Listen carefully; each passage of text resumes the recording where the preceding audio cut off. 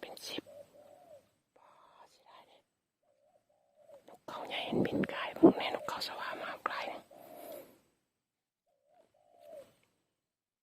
ตัว 2 ตัว 3 ตัว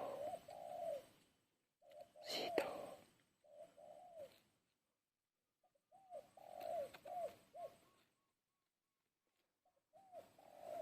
ถ่ายนกเขาใหญ่เขาดีกว่า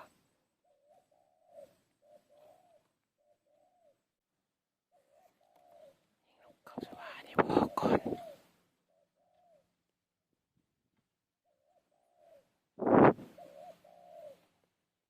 บังเล็กบาดเลย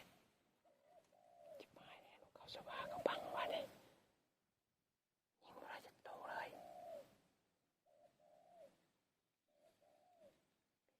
บัง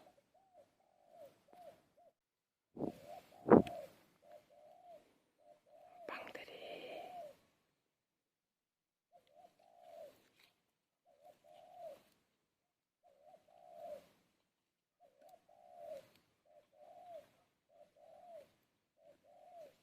ถึกมาเนาะบังจิบหาย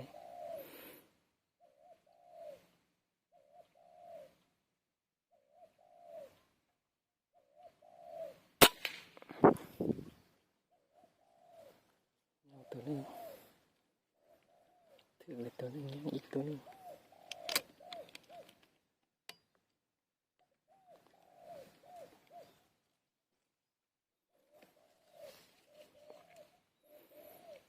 ตัวนี้บังขนาด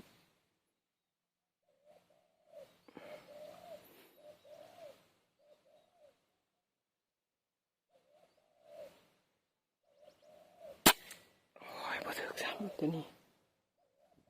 เสียดายเลย